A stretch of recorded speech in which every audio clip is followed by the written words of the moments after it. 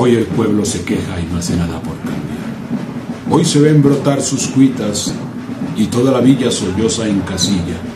Descontentos por los atropellos, gime la pobre Almedina. Languidece la fuerza del plebeyo ante la incapacidad y la charlatina de los burgueses que roban con creces. El pueblo es la esperanza pusilánime que de a poco se apoca hasta que en un impulso agudo desaparece. El tesón muere sin que le anime. El pueblo no se une en lo que es. Un grito que aúna, si se hace de una, aturde al mal y al caporal. El pueblo son tres razas, tres combinaciones, un color. Es la candileja de la democracia que con justicia brilla más que el sol. El rey sabio está sujeto al campo, pues en él está el villorio labrador. Es el pueblo quien litiga el indarampo, buscando justicia al Dios creador. Señor, mira a este rey que con alicates me aprieta. Se lleva a punta de tributos lo que era de mi remesa. Todo tiene cargo fijo, menos el salario mío. Hoy pan no he comido, pues no pagué donde fío.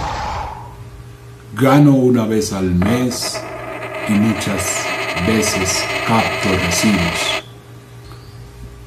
Viene el recargo otra vez y quedan sin comer mis hijos. Señor, hazme justicia y litiga mi frívola causa, que mi andar es abrojos y zarza, sin expectativa y sin pericia.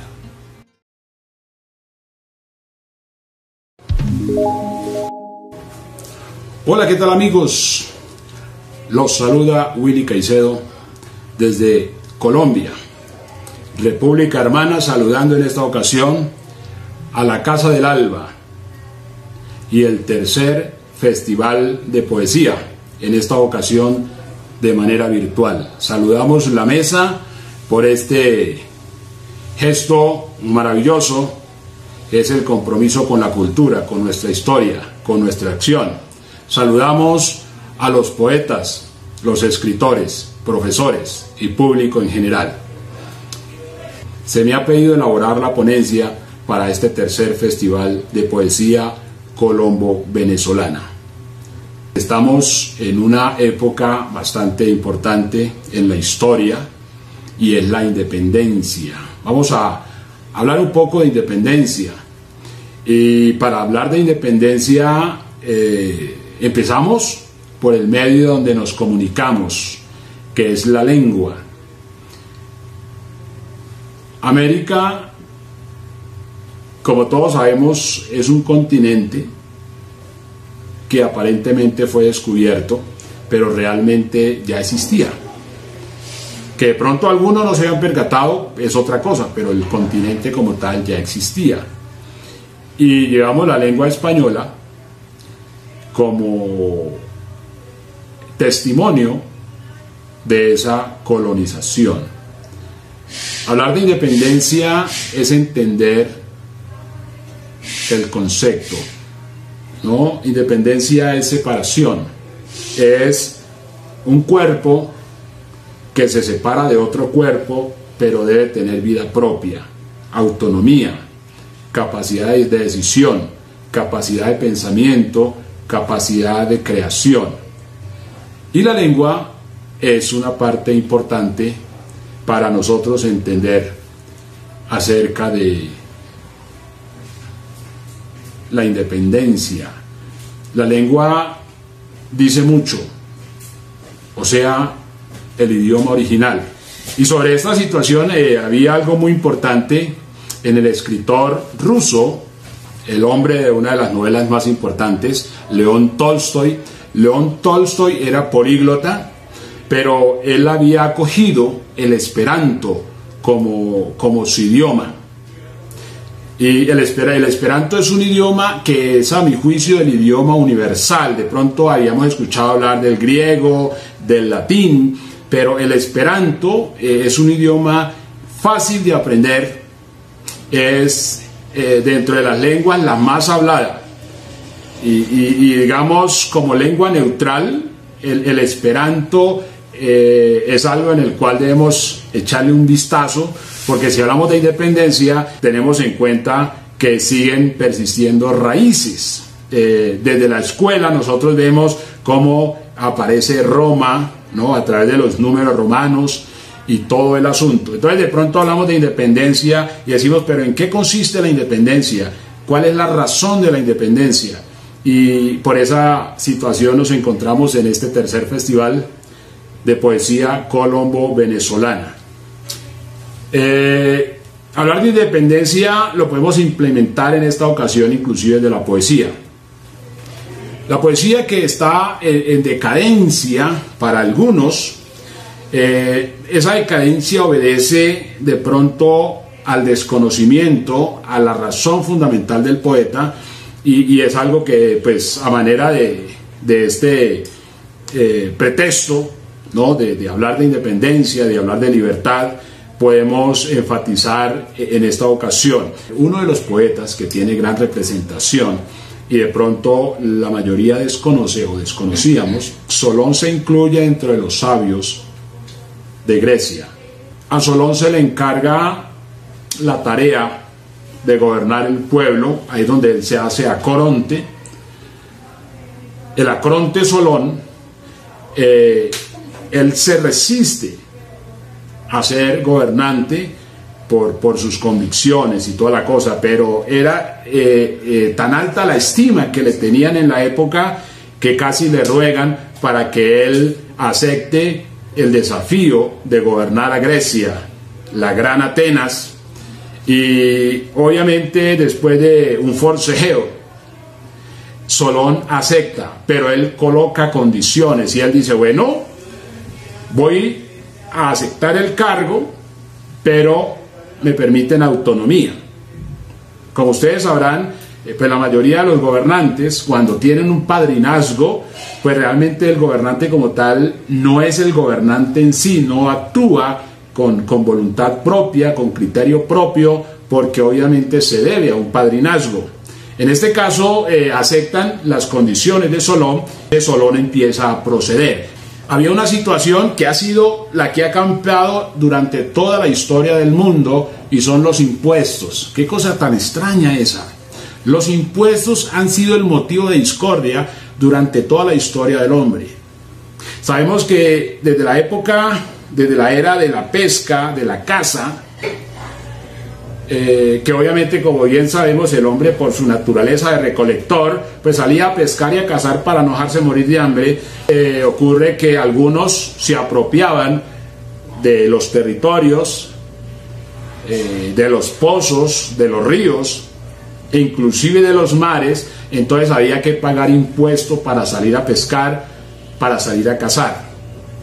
Una vez recolectada la pesca y la caza, había que dar cuentas de ello. Lo primero eran la familia, es decir, los menores debían ir a pescar, es decir, a recolectar, y entonces tenían que dar cuenta en la casa. O sea, ahí empezamos a ver esa regencia en materia de impuestos. Tengamos en cuenta que el concepto de impuesto, una carga, un tributo al pueblo, esa parte es muy importante tenerla en cuenta, porque los impuestos, a través de los impuestos es que se han suscitado todas las reyertas. Por dinero se ha peleado en las familias, en las vecindades, en los pueblos, en las ciudades, en las naciones y obviamente en el mundo. No es la excepción. En la época en que Solón toma el compromiso de ser acronte, la primera situación que entra a resolver es la esclavitud. Por esa época había una cantidad de esclavos en Atenas. En Grecia y esos esclavos eran producto de la insolvencia, es decir, de las deudas. Cuando las personas se colgaban en la tributación, estas personas quedaban a merced de un amo, y ahí es cuando vemos la esclavitud, para lo cual Solón hace una gran gesta, porque es dentro de la historia es el precursor de la libertad, porque Solón su primer acto como Acronte es abolir la esclavitud, hace abolición legal de la esclavitud y hace libertad de expresión, porque algo que era muy característico en Solón era la oratoria. Los grandes hombres se han caracterizado por la oratoria, y a través de la oratoria, porque tengamos en cuenta que Solón solía hacerse el loco para acercarse a la agora y escuchar los discursos de sus contertulios, y cuando pues obviamente le daban la palabra, pues hacía una gran exposición. Eso es lo que le da el apelativo de uno de los sabios de Grecia. Solón, aparte de la abolición de la esclavitud, es que contribuye con algo supremamente significativo en todo lo que es el mundo moderno, y es que es el precursor de la democracia. Solón y Clístenes elaboran un modelo de gobierno que es menos peor que el resto, porque como bien sabemos, los sistemas de gobierno, pues el más antiguo ha sido el de la monarquía. Pues ahí incluimos reyes, emperadores, faraones, el monárquico, el aristocrático y la tiranía, es decir, a través de las dictaduras. De todas esas figuras de gobierno siempre el impuesto está de por medio. Entonces lo que Solón y Clístenes elaboran es la democracia, aquello que dice que del pueblo para el pueblo, demos pueblo para el pueblo. Es básicamente lo que le genera a los pueblos mayor autonomía, mayor soberanía, porque finalmente dentro de los gobiernos democráticos se pueden remover, independiente de que sean buenos o malos, a sus dirigentes. Entonces, cuando hablamos de la democracia, tenemos que atribuirle el mérito a un poeta, y obviamente esta es una situación que viene a favor precisamente de los poetas, sobre todo acá en este cono sur, ¿no? Los poetas de América, que debe de surgir un sentido de pertenencia, surgir una convicción de un pensamiento libre, un pensamiento autónomo, porque el pensamiento también requiere independencia. Así como la lengua requiere independencia, el pensamiento requiere independencia, porque América va más allá del proceso del colonialismo. América va más allá de aquel 12 de octubre de 1492.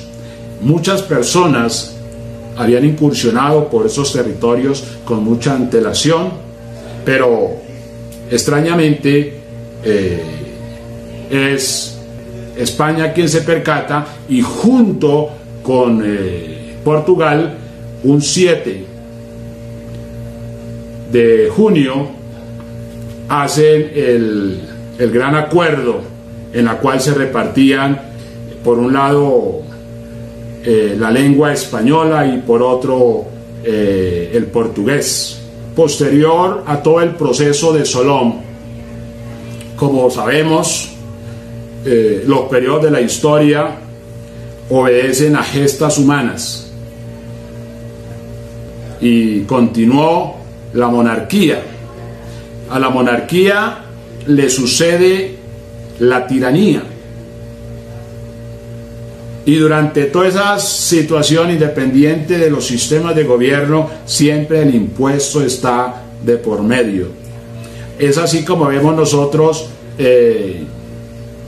cuando se le revelan los varones a Juan sin tierra, eso suscita una carta, la Carta Magna, en la cual se establece la forma como se va a tributar, porque tengamos en cuenta los varones que hacen parte de ese gran colectivo, de ese gran movimiento comunero, porque ahí surge el famoso movimiento de los comunes, que estamos hablando del año 1200, en la época de Juan sin Tierra, el famoso Juan sin Tierra, rey de Inglaterra. En esa discusión, en esos acuerdos, surge la Carta Magna, en la cual establece cómo se va a desenvolver Inglaterra en materia agrícola y en materia de tributo. El tributo es algo diferente al impuesto, que en consecuencia es lo mismo, pero cuando hablamos de tributo, el tributo es una honra, es un honor. El tributo es algo que inicialmente dentro de la misma cultura mesopotámica se hace en favor de los dioses. Cuando hablamos de tributo es una acción de honra. Una cosa es el tributo y otra cosa es el impuesto. El impuesto, como su nombre lo dice, es impuesto, es algo impositivo. El tributo es algo voluntario. En los pueblos devotos se decía, bueno, vamos a contribuir con la corona y vamos a contribuir con el clero, que era la situación de inconformidad que se había presentado sobre el siglo XI, el siglo XIII, en Inglaterra, y es lo que suscita la Gran Carta Magna. A partir de allí se establecen unas condiciones en las cuales la situación se hizo más compleja, porque quedó por escrito que los labriegos tenían que sostener la corona y el clero. Al hacer esto, obviamente la gente como que empieza a pensar un poco y decir, bueno, o sea que estos van a gastar a costa nuestra, y vuelve y se dan las reyertas, las situaciones, y desde el 1200 casi los siglos subsiguientes fueron ajustes hacia la Gran Carta Magna por la misma situación de la inconformidad del pueblo. Pero cuando hablamos de la inconformidad que se genera en el momento, lo que estamos viendo es carencia de pensamiento. Porque a pesar de que es una época feudal la que surge, pero establece también el inicio de lo que es la burguesía. La burguesía es la migración de los campesinos a las ciudades. La migración del campesino a las ciudades, que es lo que va haciendo como ese gran auge en lo que es la famosa era industrial, y hablamos un poco del siglo XVI, siglo XV, siglo XVI y sucesivos, en lo que va generando una situación de que cuando surge la burguesía, lo que se establece es la famosa clase media, donde obviamente las ciudades empiezan a ser desarrolladas, porque si algo ha generado desarrollo en el mundo es la burguesía. Y para entender el concepto de burguesía, es burgués toda aquella persona que vive en una ciudad. Eso es básicamente un burgués, para entender un poco el concepto. Lo que se va generando es la misma inconformidad por el tema de impuestos. El pueblo como tal siempre procura la forma de zafarse de los impuestos, pero tengamos en cuenta que los impuestos es para hacer que el aparato estatal funcione, es el gasto público, es todo el tema burocrático y demás, lo que tiene que ver con la figura de los impuestos. Sobre esa situación siempre el pueblo, la gente de a pie, ha buscado zafarse, ha buscado soltarse. De acuerdo a los lineamientos de la Carta Magna, la Carta Magna está siendo clara. Es cuestión de más que de interpretación, es cuestión primero de leerla, porque evidentemente le está cargando unas obligaciones para ese entonces a los plebeyos, a los campesinos. Normalmente, al empezar a medirla, a analizarla, lo que la Carta Magna le está diciendo a una persona medianamente pensante es: hágase autónomo. La Carta Magna es el documento político más importante en la historia del hombre. Lo que está escrito, escrito está. Lo que hay es que interpretar lo escrito. En lo que consiste esta carta es darle unas funciones a las personas de acuerdo a su ocupación, profesión u oficio. De ahí que hoy nos encontramos nosotros, después de mucho tiempo, con esa misma figura democrática que se estableció en los tiempos de Solón y Clístenes, y lo que estamos viendo es exactamente la misma situación, o sea, libertad.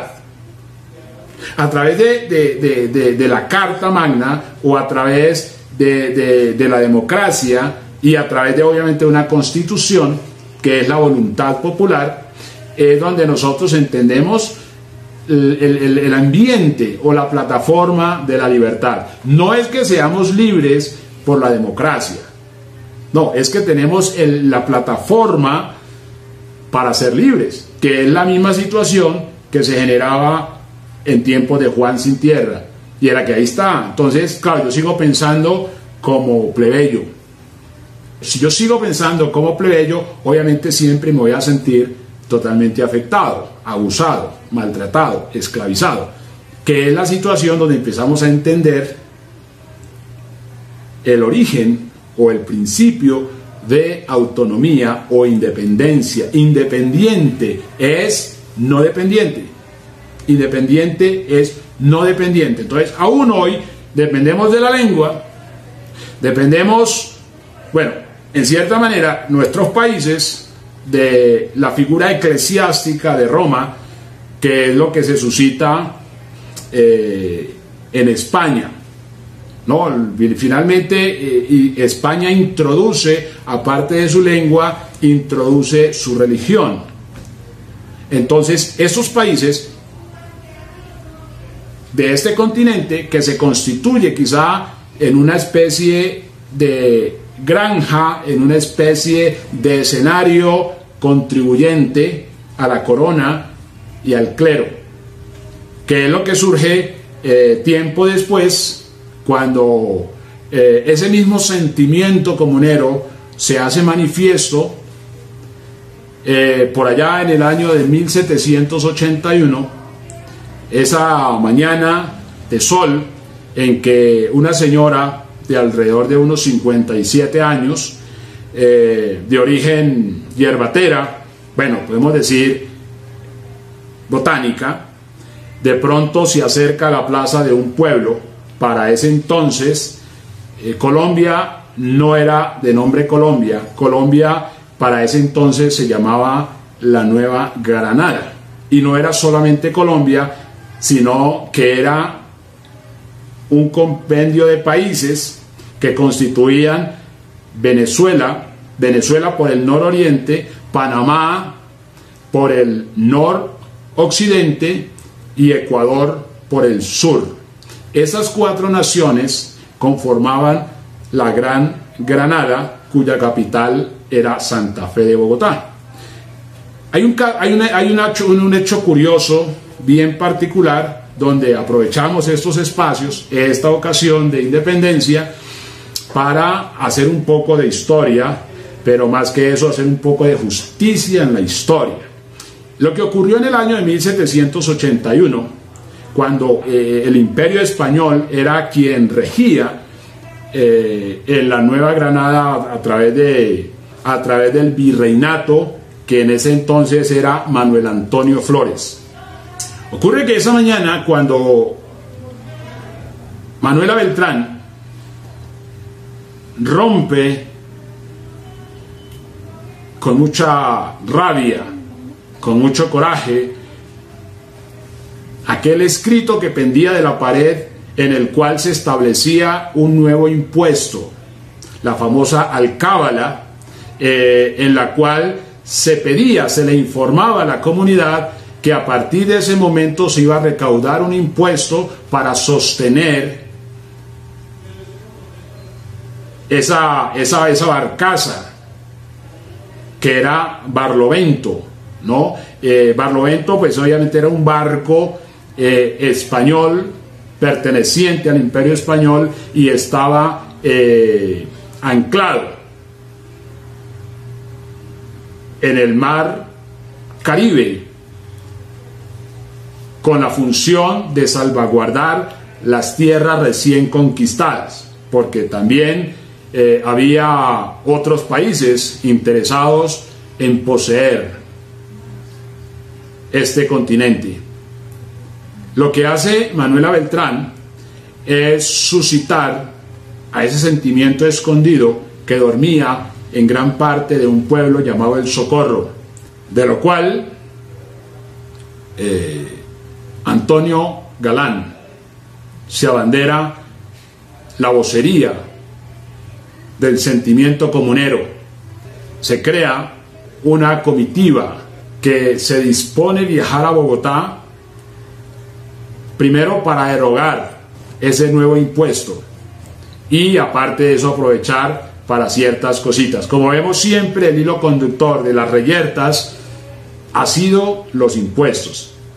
Sucede que mientras se va presentando esa situación, Manuel Antonio Flores se percata de que en la medida que el pueblo se dispone y la marcha empieza a moverse hacia Bogotá, en la medida que va cruzando, que va alcanzando pueblos, se va haciendo más grande la turba y se va haciendo más grande al punto que Manuel Antonio Flores siente pasos de animal grande y empieza obviamente a preocuparse, para lo cual determina ponerle freno a esa marcha que se va moviendo de manera enfurecida hacia Bogotá.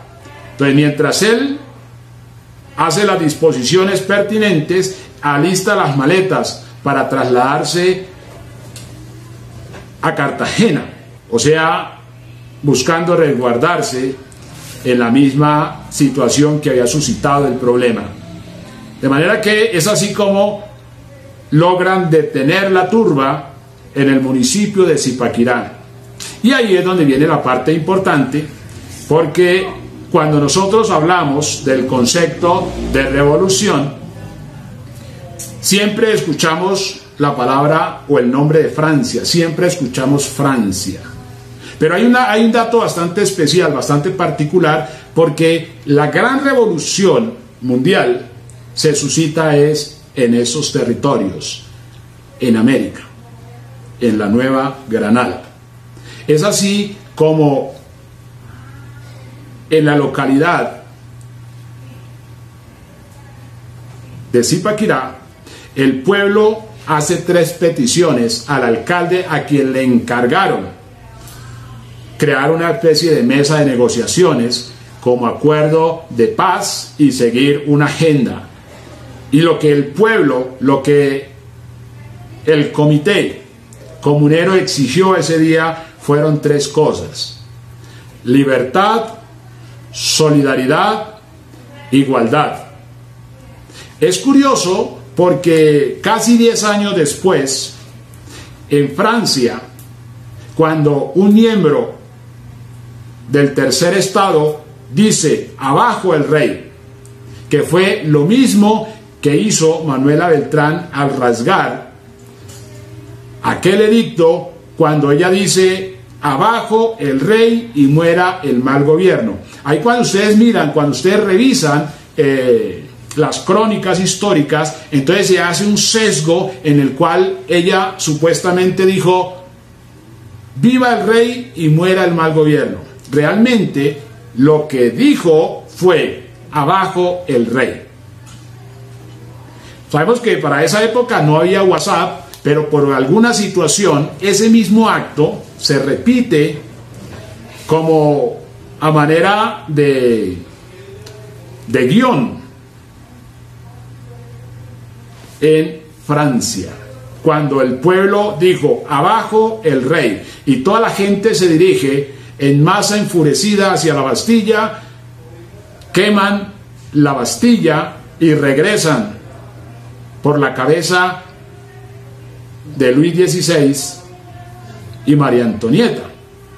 Esa es la razón por la cual se atribuye el concepto de revolución, es por el deceso del rey. Tengamos en cuenta que en la época de la Nueva Granada no hay rey, porque a pesar de que está en el ejercicio de la administración de los Borbones, de Carlos III,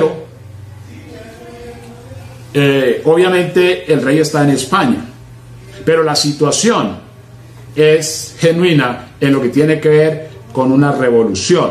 Obviamente el acto no ha sido de rimbombancia por lo siguiente, porque surgió en América, surgió en una tierra de indios, aparentemente, en una tierra de salvajes, en una tierra de naturales, en una tierra de comunes. Porque cuando entendemos el concepto de común, común es lo irrelevante.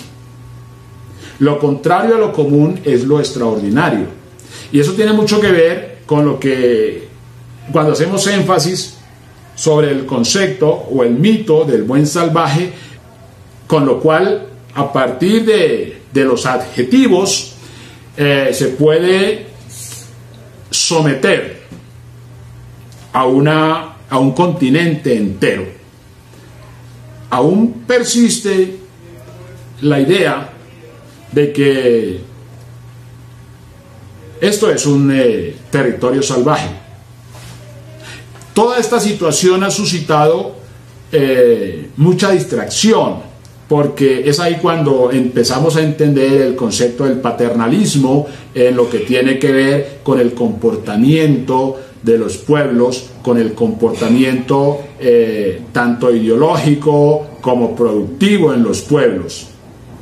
Por eso hablar de independencia requiere mucho más que una bandera y un escudo. Hablar de independencia requiere mucho más de una figura política. Cuando entendemos el concepto desde el punto de vista académico de la dependencia, entonces lo miramos desde el punto de vista político, desde el punto de vista del territorio, desde el punto de vista estatal. Pero todo eso es una figura simbólica, porque el Estado como tal no existe. La república como tal no existe. Todo esto son elementos que surgen inclusive del mismo derecho romano, en el cual todo es simbólico, pero de alguna forma le hacen creer a un colectivo de que existen las cosas, pero realmente no existen, porque si nosotros preguntamos ¿qué es el Estado?, nos vamos a dar cuenta de que no existe el Estado. De pronto existen representantes del Estado. Esos representantes del Estado, ¿quién los ubica? ¿Quién los coloca? Entonces ahí es donde empezamos nosotros a entender un poco la importancia de pensar, porque como bien sabemos, y lo hemos hecho hincapié en ello, la situación de impuestos ha sido una constante en todos los sistemas de gobierno, y ha sido por el oro. O sea, el recurso ha sido, materia de discordia, unos porque quieren acaparar más y otros porque no tienen cómo contribuir, porque no tienen cómo tributar, porque no tienen cómo cumplir sus obligaciones, que se sienten como situación, y es lo que genera la lucha de clases, la inconformidad. Esa inconformidad ha sido constante y seguirá siendo constante en la medida de que los pueblos, y ya no hablamos de pueblos, sino que hablamos de familia. ¿Qué? Hablamos de familia, hablamos de individuo. En la medida que el individuo sea una persona insolvente, va a haber inconformidad. Va a haber inconformidad. Tratando de hilvanar un poco esta situación, se ha procurado implementar ideas que de pronto han sido con el objeto de crear la cura, pero la cura ha salido más mala que la propia enfermedad. De tal manera que el punto clave es entender con relación a lo que es el pueblo y la función del pueblo o la función del individuo. Hay muchas cosas que no existen, pero vivimos como que si existieran, porque desde la misma figura escolar, que tampoco es nuestra, porque tengamos en cuenta que los modelos académicos también son impuestos. O sea, es que hablar de independencia es de construirnos en nuestra mentalidad, emocionalidad, nuestras actitudes, es decir, en todos los aspectos, porque realmente hay un vacío enorme, que fue lo que surgió con el tema, digamos, de las conquistas. En el ejercicio de las conquistas, lo primero que hay que cercenar es el pensamiento. Y más que el oro, lo más importante es el pensamiento. Es un recurso natural que está ahí. Así como el sol aparece por el oriente y se pone por el occidente, de esa manera el pensamiento está ahí. Pero por alguna razón no sentimos la necesidad de pensar.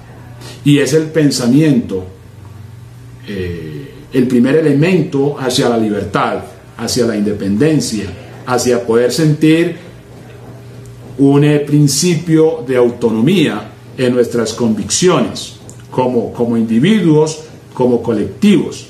El distraer a los pueblos del pensamiento hace que omitan su riqueza.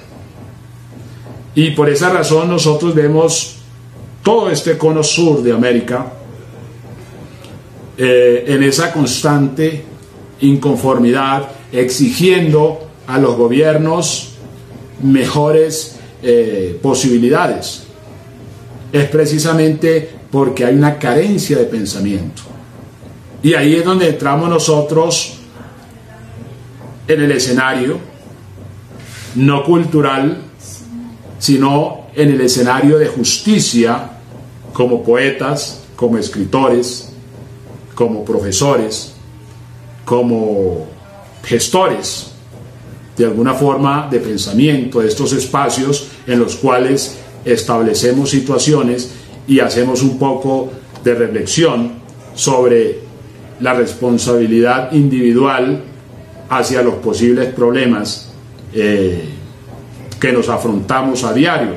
Entonces el poeta sí debe ser reivindicado en sus convicciones, no esperar que otro lo faculte, sino simplemente hacer lo que corresponde, porque hablar de poesía es una cosa a sentir la responsabilidad poética en lo que tiene que ver con la forma de pensar, con la forma de ver, con la forma de interpretar el sentimiento popular. Tengamos en cuenta, pues, que estamos hablando de una persona como Solón, quien de alguna forma inspira y da como esa antesala a un evento tan magnífico como este del tercer Festival de Poesía Colombo-Venezolana. De manera que es ahí cuando empezamos a darnos cuenta que el pensamiento termina siendo mucho más productivo, mucho más significativo, pero el pensamiento autónomo, el pensamiento independiente, cuando vemos nosotros todos los tratados, todos los acuerdos, todas las guías, todo el pensum, no es propio. Es decir, estamos tratando de vivir en un escenario con unas reglas no para este escenario. Un escenario donde hay una idiosincrasia, donde hay un sincretismo, donde hay un pasionalismo, donde hay un sentimiento totalmente diferente, porque por supuesto tiene que ser diferente, porque el ejercicio de la igualdad no es posible. Lo que hace bonito el mundo es precisamente esa variedad, esa diversidad.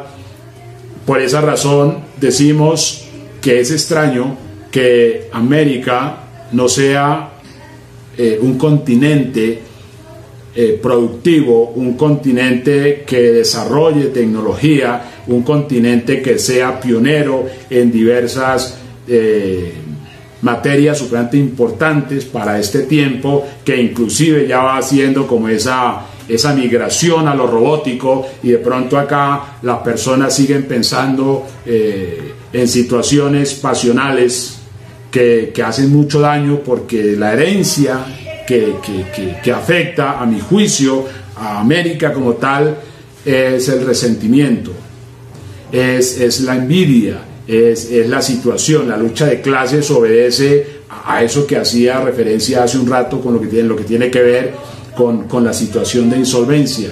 Es decir, es un continente al cual se le ha incrustado el amor a la pobreza.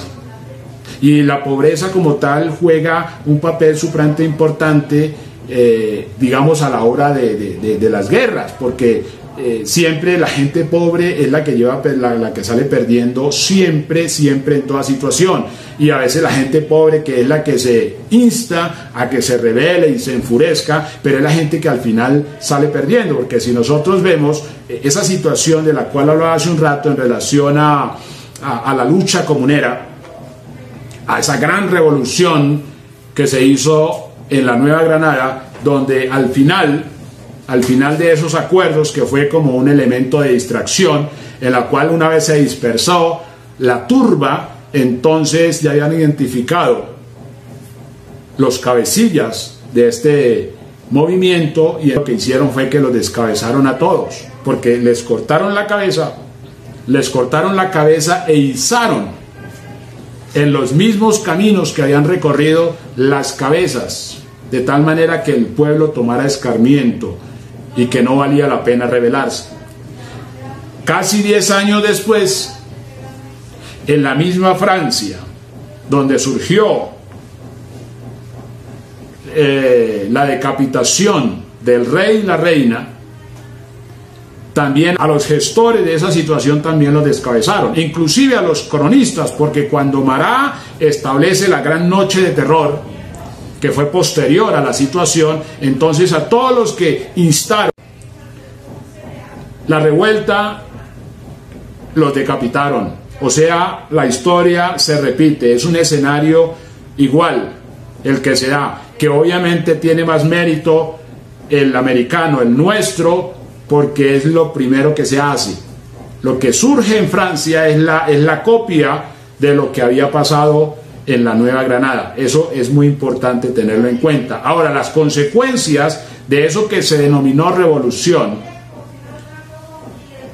es que la gente pobre fue la que salió muy mal librada de la situación. Por eso aparece un documento, una novela documento, como es la gran obra de Víctor Hugo, Los Miserables. Cuando se habla de Los Miserables es que la gente que participó de las marchas y toda esta situación fue gente que obviamente al estar insolvente quedó en la insolvencia, pero ya sin el amparo de ese despilfarro de la corona. Quedaron totalmente en una situación lamentable, donde muchos les tocó infringir sus valores y entrar a robar, y las gentes, las turbas, se metía a las panaderías, se metía a las carnicerías, y se metía, es decir, a todo establecimiento buscando qué comer, sin importar que por ello les cortaran la mano, le cortaran las orejas, es decir, hicieran muchos vejámenes con ellos. ¿Por qué? Porque la gente a veces no tiene conciencia de las consecuencias de los actos. Por esa razón vemos que, claro, cuando analizamos nosotros la situación con relación a quién sale perdiendo, entonces vemos que siempre va a salir perdiendo los más vulnerables. Por eso el ejercicio de la poesía consiste en eso, en poder, más que establecer las crónicas, no más que interpretar el sentimiento, es entrar a ser participativos de manera presencial, de manera contundente en una figura política, tener un criterio político, un criterio gubernamental, para poder contribuir más que a la pacificación de los pueblos, a la riqueza de los pueblos. Porque todo está claro, si el detonante de toda reyerta es la insolvencia, y aparte de eso se le agregan los impuestos. Es extraño que de pronto uno como que no se percate que la problemática está en la insolvencia, y la insolvencia obedece a que no se está pensando, o si se está pensando de manera colectiva. ¿Qué es el problema que podemos observar? Es que, por un lado, las independencias se han establecido de alguna forma de manera colectiva. Por eso, y obviamente esto puede ser doloroso para muchos en el sentido, porque entiendo el aprecio que muchos le tienen a Simón Bolívar, ¿no? Pero realmente este tipo de independencias, de gestas, inclusive como la de Napoleón, fueron infructuosas porque realmente independencia como tal no ha habido. Que con el pretexto de las independencias ha habido más tiranía, inclusive por estos que se atribuyeron el liderazgo de libertadores. Porque el pueblo ha sido siempre, mientras el pueblo sea insolvente, es un pueblo que va a ser siempre sometido, va a ser un pueblo siempre inconforme, va a ser un pueblo que siempre va a estar como buscando la asistencia. Entonces considero que cuando hablamos de independencia debemos partir desde el concepto individual. El concepto individual es lo que nos hace a nosotros con una posibilidad de lograr abrirnos un camino. Hoy vemos nosotros las masas, las multitudes, exigiéndole a un Estado que no existe, y que si ese Estado existiera, tenemos la particularidad de que el Estado como tal no es productivo. Sería como pedirle peras al olmo. Cuando viene el asunto, y aquí viene ya un tema para los profesores, digamos, el daño que se hace en materia de formación, porque digamos estamos formando a los muchachos para salir a intentar sacar agua de un pozo que está totalmente seco. Estamos viendo cómo se forman los muchachos en unos criterios que son inexistentes, en unos ideales totalmente inexistentes, en unas asignaturas que también tienen que ser sometidas a la figura de la independencia, porque está establecido que no han dado resultados. De ahí que cuando nosotros vemos marchas y vemos la misma reyerta de siempre, de toda la vida, entonces es ahí cuando vemos nosotros al magisterio, que el magisterio entra en una situación de reflexión, de cuestionamiento, porque irónicamente los colectivos que se establecen en los diversos países nuestros son personas, son muchachos que ya tienen un cierto nivel académico. No estamos hablando de problemas de desescolarización, sino estamos hablando de formación académica, es decir, la fuente, exigiéndole a una fuente inexistente resultados, y la fuente que debía ser la solución termina siendo el problema, y es ahí donde viene la situación de pronto de la cordura, y eso obedece, claro, desde luego a la carencia de pensamiento, un pensamiento crítico, un pensamiento autónomo, un pensamiento que desde luego conduzca a la independencia, y la independencia desde el origen, desde el individuo, la independencia que hace que cada persona sea autónoma, sea responsable y sobre todo sea productiva, porque de lo que muchos de alguna forma no nos percatamos en esta América es que la agenda de distracción, de sometimiento está desarrollada ¿para qué? Para que no haya un pensamiento. Entonces la forma por la cual no se desarrolla un pensamiento es por la distracción. Todo aquello que distrae, aquello que es mediático, logra que en cierta manera la gente se dispersa. Acá se pasa de una marcha, se pasa a un partido de fútbol, al final de una telenovela, a una situación de tragedia, temblor, terremoto, qué sé yo. Y es decir, el pueblo anda en una constante danza, es como la danza de la locura, en la cual hace como esa cultura, esa subcultura de un continente como el nuestro, porque precisamente no se logra, es decir, se busca con todo ese elemento distractor a que no se vea, a que no se identifique el enemigo común.